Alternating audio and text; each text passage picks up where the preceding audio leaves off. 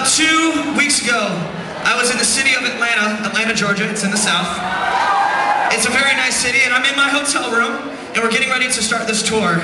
And I decide that I would celebrate because I guess I've lived to see another day, and we have another awesome tour. So I go out and I buy a bottle of red wine, and I hold it this high, and I decide to drink the entire thing. And my intention was, I'm going to drink this bottle of red wine and go walk around the city until I find something cool.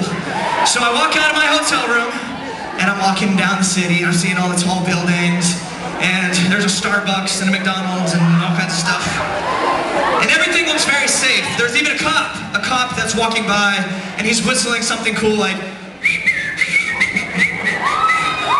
he's twirling his baton like a really nice cop would do. And I decide to make my adventure a little more risky, and I take a left turn, and I walk about 73 steps, and all of a sudden I am in the ghetto.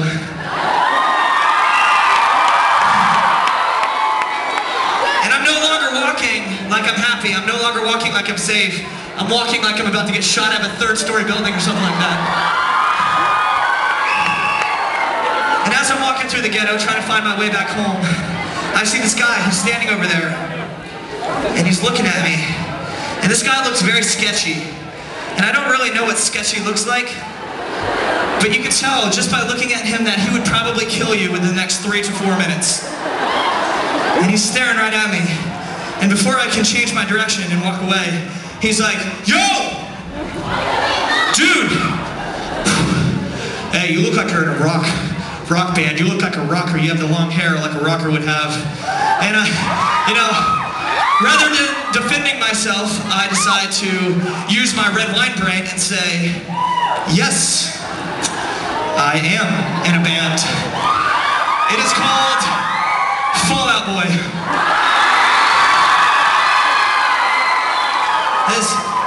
I knew he was gonna kill me. I just didn't want him to kill the rest of my band. You know, I wanted them to be safe.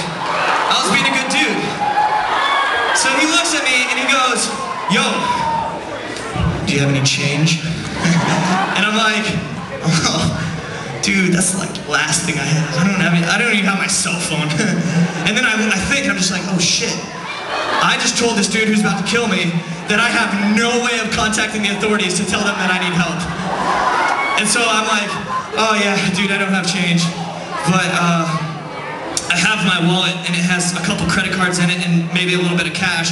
And he stands at me, rather than asking me for the cash, he's pissed off at this point because he's like, there has never been a time where a homeless dude has been like, "Hey, can I have some change?" And the dude's like, "I don't have any change, but I have a shitload of cash, just take it all here.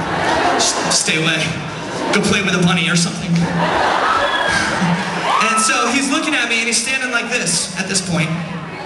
And I'm about at the mic stand, and he looks at me, he gets real quiet, and his eyes get real squinty. Like this. And in my head I'm like, what the fuck is gonna happen? This shit is crazy. And I'm kind of smiling, which pisses him off even more. And he gets real quiet and he reaches behind his back. And I'm like, you know, my life was good.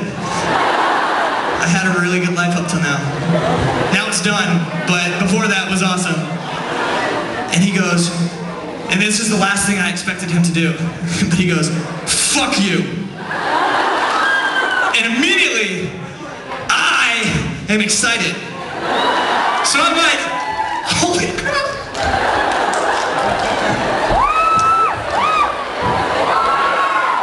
Dude! I'm not in Fall Out Boy, that's my band sign, but you got it wrong. It's not this, it's this. So I told him about my gang sign, and he didn't like it very much. I know that's hard to believe that he would not like me showing him my gang sign after he just showed me his gang sign. But I wanted to introduce you guys for the very first time in Hardtford, Connecticut, the We the Kings gang sign. Shit gets crazy in the ghetto. Beware, don't use the gang sign in the ghetto. That's the moral of the story. I want to play you guys a new song off the record that's kind of all about that. It's called Story of My Life.